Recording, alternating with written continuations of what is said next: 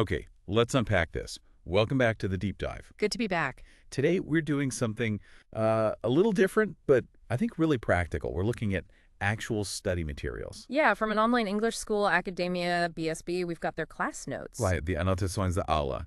It's for their English Conversations course, Group T 247. And these are fresh, dated June 11th, 2025.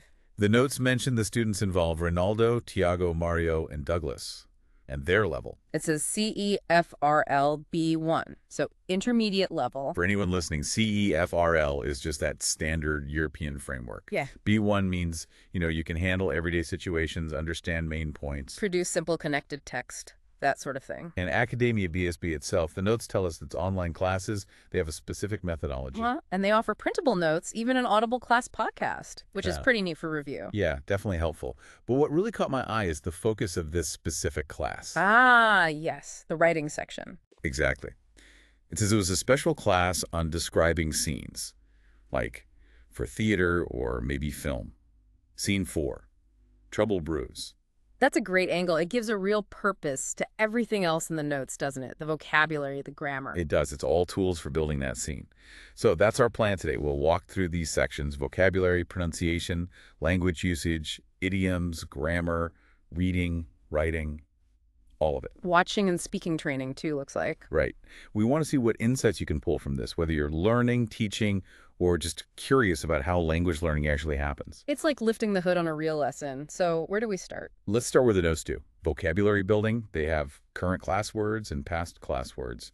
Why structure it like that, you think? Well, that layering is just, it's essential. Yeah. Especially at B1, you're always adding new stuff, new vocabulary. But you have to keep the old stuff active. Exactly. Reinforce the foundation. You introduce new words, but you keep practicing the ones from before. It helps move them from just recognizing them to actually using them. Makes sense. Mm. Okay, the new words for this class, section 1.1. We've got, let's see, to fire, to hire, to expect. Typical work-related verbs. Then advice, suggestion, to scramble, soul, to board. To board, like a plane or train, presumably? Yeah. Prior, to gasp, to scratch, to blink, to sigh, to nod. Quite a few physical actions or reactions there. Good for scene description, right? Showing emotion. Totally. Then nephew, niece, bus stop. And finally, vanish, meaning disappear, and to waste, like go to trash. It's a real mix. It is. You've got actions, emotions, business terms, people, places. It feels quite practical. Like you said, if you're describing a scene, maybe someone gasps or sighs. If the scene involves work, hire and fire are key. And the notes then show how they practice the past vocabulary. Section 1.2, lots of exercises. Yeah, sentence completion, matching words and meanings, rewriting sentences, even writing a short paragraph. This is where the active use comes in, taking those words off the list and putting them to work. Like the examples they give for sentence completion. Team, crew, staff, all related. Then wealthy, glitching, soul, batch, hire, handle, seasoned. Good business and general vocabulary there. Glitching for tech problems, seasoned for experienced people. And matching to hire with its meaning, or rewriting sentences using words like audience, appeal, prior. Right. And the example paragraphs start. A good team works together and is very supportive. It forces you to connect the words meaningfully. So the takeaway here isn't just memorizing lists. It's about actively using the words in different ways, again and again. Precisely. That constant recycling and application. That's how words stick and become part of your usable language. Okay, moving on. Pronunciation guidance, sections 2.1 and 2.2. This is often a struggle point. Oh, absolutely crucial and easily overlooked. But these notes seem to target common issues. The past class examples are interesting, distinguishing Jim Deem and end in, that vowel sound. Yeah, and fail, jail, mail, that E sound. Subtle but important. Then the current class list. Wow, some really tricky ones here. Ladder versus later versus leather. Those T, D, the sounds, the vowel differences, the ending. Loads to unpack there. And where versus where, that's a classic. Gets mixed up all the time. Changes the whole meaning, doesn't it? And should versus could. Another common modal pair. They also list individual words. Something, nephew, crew, speciality, handle, trouble. Neither. Pastries, supportive, growth, suitcase. Now hang on, a lot of those words. Nephew, crew, handle, supportive, leather, suitcase. Yeah. They were in the vocabulary lists, or, as we'll see, the reading text. Exactly. That's the smart connection. They're not just picking random difficult words, they're focusing pronunciation practice on the words they are currently learning and using. Ah, that makes so much sense. Reinforces everything together. It does. You learn the word, you learn how to say the word correctly. It boosts understanding and confidence. It's about actually communicating clearly. Right. Next up, language usage, section 3. This one's short, just 2 phrases listed. Yeah, far greater, and his face turned red. These look like chunks of language, like common pairings or expressions. Exactly. Collocations or fixed expressions, things native speakers use without thinking. Learning them as a unit is efficient. So far greater, you'd use that to really emphasize a comparison. Much bigger difference. Right. And his face turned red. It's a standard way to describe embarrassment or maybe anger, exertion. Very visual. And the notes just list them, which suggests the focus was probably on how to slot these phrases into sentences naturally. Yeah, learning to use these prefabricated chunks makes your English sound much more fluent. Okay, now for section 4, idiomatic expressions. This is always fun, but tricky. Definitely key for understanding real conversation and sounding more natural yourself. And these notes seem to handle them well. How so? Well, for each idiom, they give the phrase an explanation, a clear example, and even an equivalent or translation. That's really thorough. Okay, let's look. First, it's none of your business. Explanation. Use it for privacy. Stop someone interfering. Uh-huh. The example is Emma asking Tom why he's late, and he just shuts it down. It's none of your business, Emma. Pretty direct. That is a clear boundary.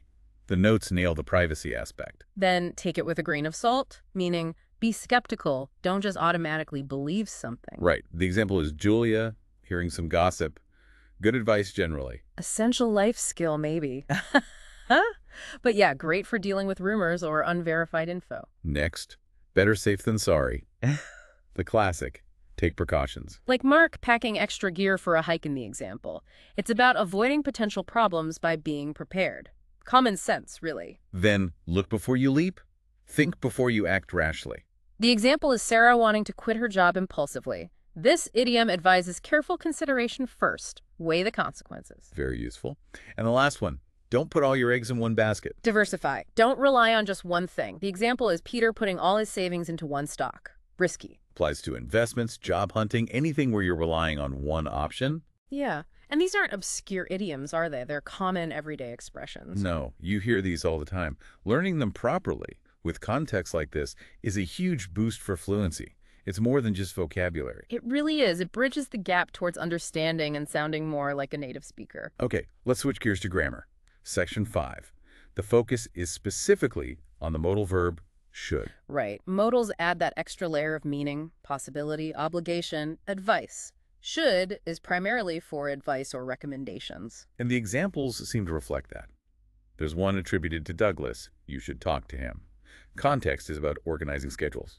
Yep, clear advice. And Paulo, you should hire a new person. Again, a direct suggestion. There's also context mentioned for Mario about needing his business, his nephew playing games. It implies a situation where advice using should would be relevant, maybe linking back to that writing scene.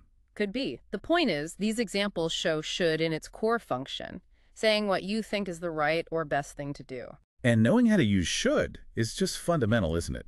Giving advice to friends, making suggestions at work. Absolutely. It's a basic building block for so many conversations, really practical grammar. Now, section 6, writing. This looks like where they pull a lot of the other elements together. The text is called Leather or Later, Advice at the Airport Gate. Yes, featuring characters named Diglio and Mares chatting at an airport. It feels designed to use the vocabulary and grammar they've been working on. See, they talk about their jobs, handling trouble with passengers, mentioning suitcases. One gives advice using should. And the other talks about being supportive, mentions passenger growth, maybe a bit tongue-in-cheek. They complain about tourists and pastries or fake leather. And there it is, the conversation about buying a leather wallet later. Right. That directly uses the pronunciation focus words. Right. Latter, later, leather. Diglio advises Mares using latter and mentioning his speciality. It cleverly weaves in those tricky words. They also mention family. A nephew working at the airport who can handle any trouble.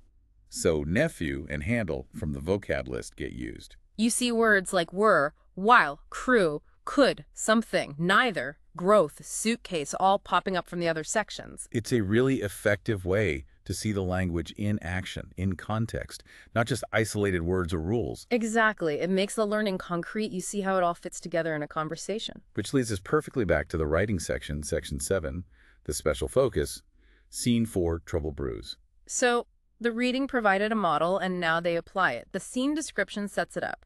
Mario's business is starting. He's hired staff. But then the problem, his nephew Leonard messes up, fails to deliver materials, and the money Mario gave him has vanished. Uses that vocab word. Right. And then the notes give us Mario's internal monologue, his thoughts, marked as Mario's thought aside. Let me read that bit. It's quite revealing. I trusted him. I didn't want to believe it, but I saw the receipt. He bought that gaming PC. Now I'm short on money. Can't tell the team about it. Not yet. I'll bake through it. I'll serve coffee with a smile. But inside, I'm brewing panic. Wow. Okay, so the exercise isn't just describing actions, it's about getting inside the character's head, showing internal conflict, using language like brewing panic. That's a big step up, isn't it? Using English not just to report facts, but to convey emotion, tension, for storytelling. It really is. It requires pulling together vocabulary, maybe some of those idioms or phrases, to create a vivid picture of his internal state, a great application task. Definitely pushes them beyond simple sentences. Now, the notes also list watching and speaking training as sections 9 and 10. Not much detail for this specific class, but they're listed as part of the methodology. Right, and you need those components. Watching authentic materials, films, news, whatever, is crucial for listening skills and understanding language in real-world contexts. And speaking training. Well, that's self-explanatory. You have to actually practice speaking to get better at it. Build fluency, confidence. Putting all the pieces, the vocab, grammar, pronunciation into active spoken use. A balanced course needs reading, writing, listening, and speaking. Makes sense. Finally, there's a section on class stats, section 11. Interesting. What did they list? Okay. Vocabulary growth, it says 0 words. Comprehensive lexicon repertory, 816 words. Oral fluency and speech engagement span, 60 minutes. Listening wavelength, 149 minutes. And phonetic deviation ratio, 100%.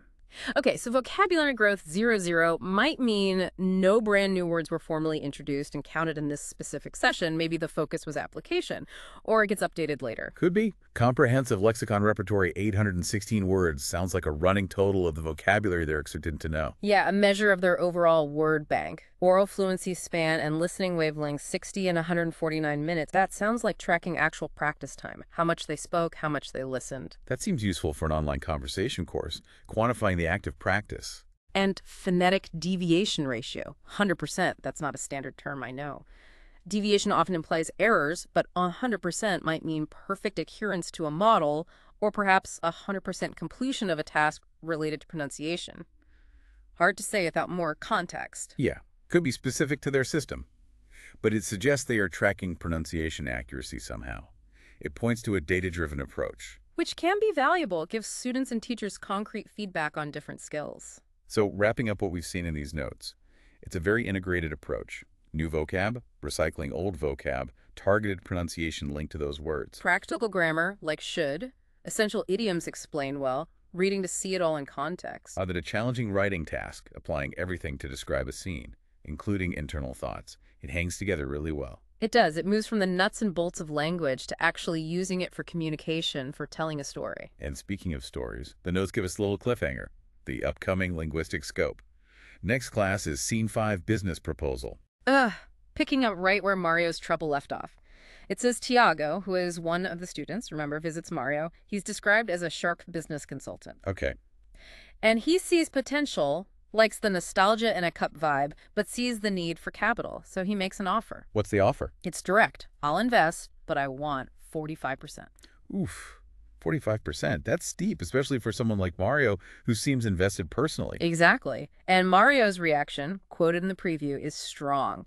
I'd rather sell my old pilot wings than give up that much. This place is mine. It's my second takeoff, not a corporate landing pad. Wow, second takeoff. Great metaphor, tying his past to this new venture.